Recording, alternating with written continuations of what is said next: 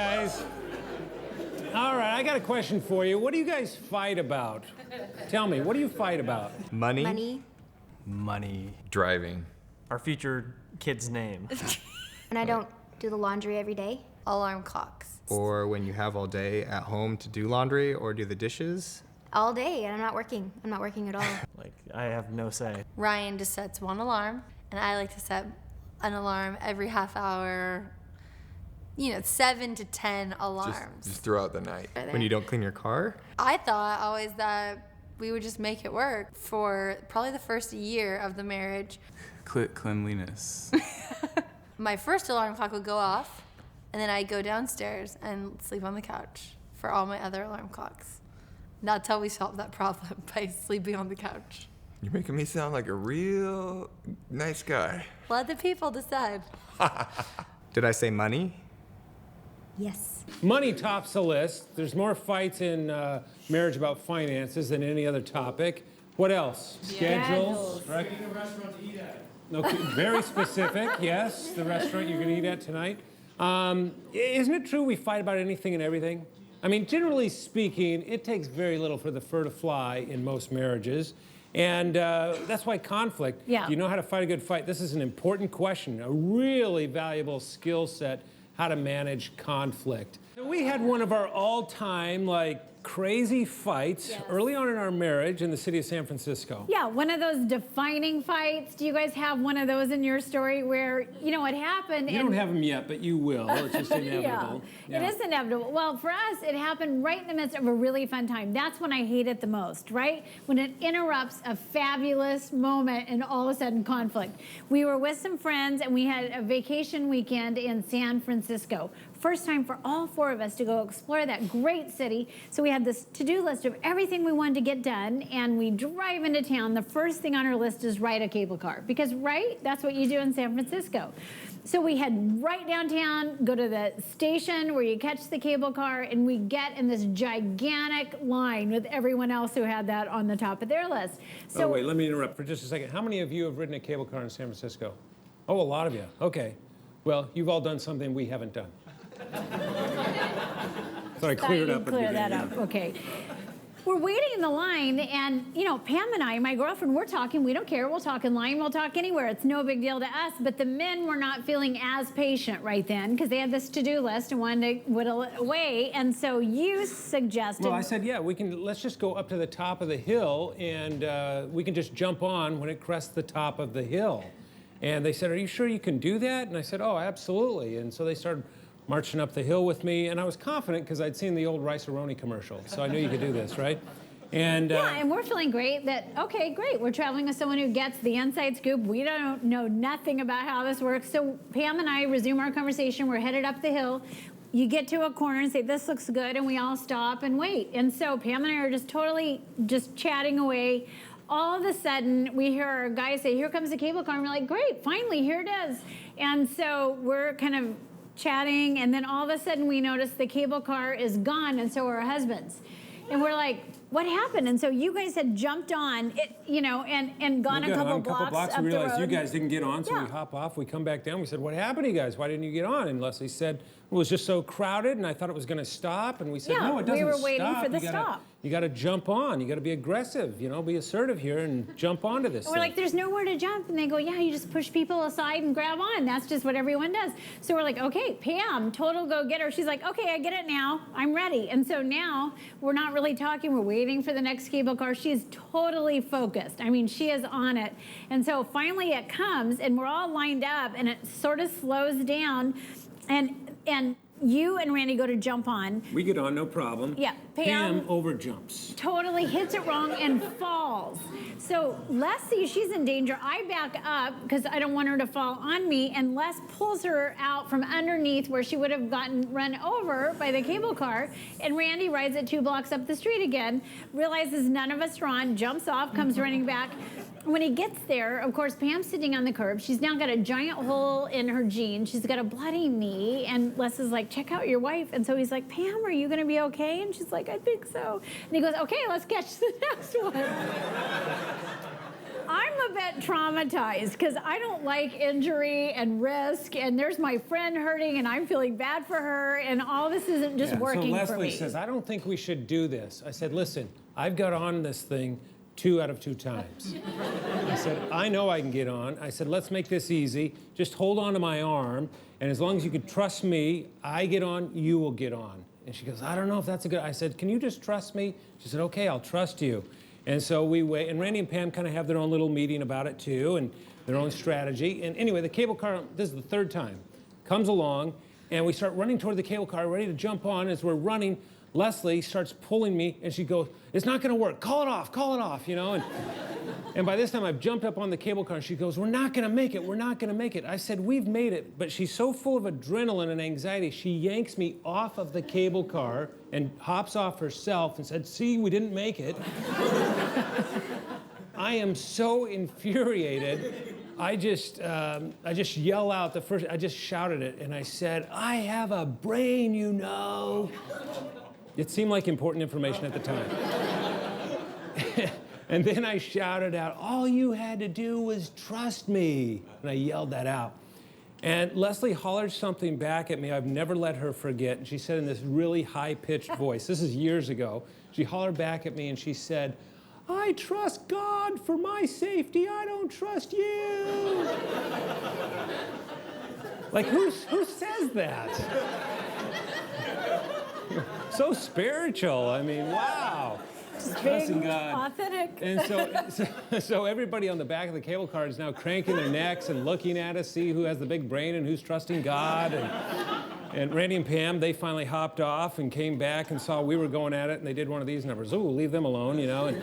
And you know, thank goodness we don't have fights like that very often. I can't remember another fight like that, actually, but it's just inevitable. Yeah, We're they gonna have happen. fights. I mean, life happens, conflict happens. Yeah, and maybe you won't have a fight like that, but you will have fights if you haven't had them already. It's just part of life. In fact, my favorite verse in all of Scripture on conflict, Romans 12, verse 18, says, if it is possible, as far as it depends on you, try to live at peace with everyone. Isn't that a good verse? You know why I like it so well? I don't know of another verse in all of Scripture that has more qualifiers in it than that single verse. Even Scripture's acknowledging it's inevitable. If it's possible, as far as it depends on you, try, give it a shot, do what you can, you know. But conflict is going to happen. It's just the way it is. One thing we fight about all the time is whether or not she trusts me when she asks for advice on her outfits. I hated how she never puts empty garbage bag back in the garbage can, you know, when she takes the garbage out. When I'm driving, Leslie will often make this noise. That's the one. Does this look good? Okay, Yeah, it that looks is great. true. You said that slowly. And I get really frustrated and I just start putting the garbage around the garbage. It just makes me feel great just hearing it. And I can't help it because I think I'm gonna die. Here she is. She's still alive. Right. Now, let me give you another thing that you can do, and this one I think is the most important, the one that we use the most frequently. We have taught this to literally tens of thousands, if not hundreds of thousands of couples over the years. We know this works. It's called sharing withholds. Every day, in every marriage, there's information that we withhold from one another.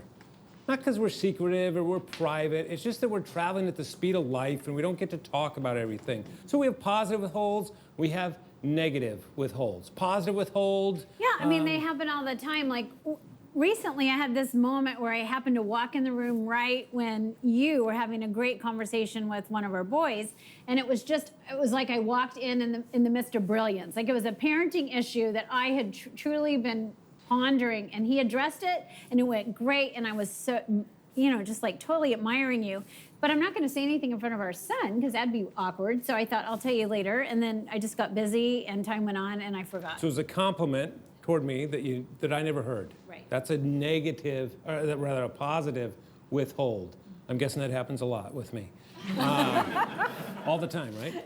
Yeah, it goes both ways. We all do this. Right. Positive things, I think, oh, I see Leslie, she's coming down to something, and she has a beautiful dress on. I think, oh, she looks, I'm just about ready to give her a compliment. I think, oh, where are my car keys? And I get distracted maybe, or something like that, right? We withhold positive information sometimes. Also negative withholds. Maybe we're out to dinner with friends, we're joking around, I say something I think is kind of funny, everybody laughs. but underneath it, you felt like it was a little bit of a zinger. It kind of stung a little bit. Well, she's not going to confront me in front of our friends. That'd be awkward. And she's going to wait till we get home. Well, it's midnight when we get home, and she's thinking I'll tell him in the morning, but I'm off to work early or whatever it is, and it just, the negative feeling gets buried. And by the way, what happens to negative feelings that we bury? You bet.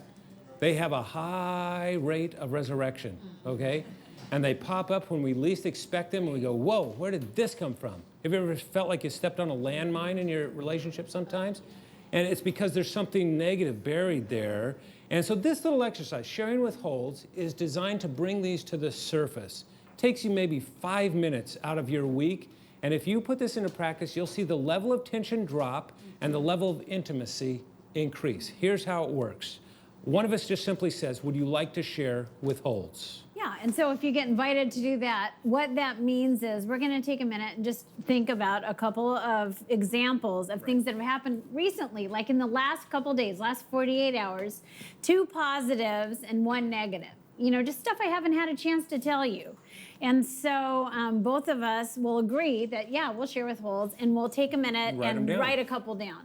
And sometimes, we've been doing this for years, even to this day, sometimes, let's just say, hey, you want to share withholds? And I'll think for a second, I'll go, I don't have any withholds. You know, we've talked about everything. And then we just give it a few minutes, and eventually you realize, oh, I have to limit it to just these 3. Okay, because it just takes, even think right now, what's one positive withhold that's happened in the last 48 hours, you know, that you haven't talked to your partner about? Yeah, because they're kind of lingering just outside your conscious awareness. But if you take a minute and just remember, things will surface. Right, so we write these down. We each have our little list of 3. And do you want to demonstrate this? Sure. So we would share these back and forth with each other. So, yeah, well, we left in kind of a hurry yesterday to come on this trip. And so I was just appreciating so much when I walked back in after the school drop-off with all the chaos of getting our dog and everything put away. You had cleaned the kitchen I'd left in chaos, wiped down the counters, loaded the dishwasher, and it made me feel so good knowing they were coming home to a clean house. Okay. And so in the by the way, that didn't happen. But I'm getting the message loud and clear up here. So. Nicely played. Yeah. Always a treat. Yeah. Leslie's having her own little seminar up here. But if it had happened, I would respond with 2 words, and those 2 words are, thank you. That's all. Just thank you. I don't explain it or anything else. I just thank you, all right? Then she would share a negative withhold. Yeah, and you're not going to be surprised by this, but recently when you were going through the bills for the month, you took your Sharpie to the Visa again and circled all of my Starbucks charges. Right. And left it on my desk with a big question mark. Right. And I got my feelings hurt because we've talked through this multiple times. And for me, you know, it's just like one of those non-negotiables. That's where I have a small group. I do my writing there. Right. There's so many things I value that happen there that the cost is inconsequential. That did happen. How convenient. And so, again, I respond with 2 words. Those 2 words are, not I'm sorry, because I may not be sorry yet, okay? Just thank you. In other words, thank you for sharing the information. That's all this is an exercise in sharing the information, okay? And then she would share another positive withhold. We're going to forego that for right now. And then it would be my turn to share my 3 withholds. And by the way, we've learned through experience that the person who goes second needs to stick with their 3 original withholds. Okay? You follow me? So I would share my 3 withholds. Now, here's the real important part of this thing. For the next 30 minutes, those negative withholds are off limits. For the next half hour, we don't talk about the negative withholds. And it's not like we just sit there and look at each other, okay, you know, 10 more minutes, you're going to get it, you know, but it's not like that. It's just that we go on with life. Most of the time, I don't even think we come back to them. It's just Often we enough don't. to be heard. But the point of that time is it totally rearranges your reaction to that. Yeah. Because it changes your response. What happens in that 30-minute time?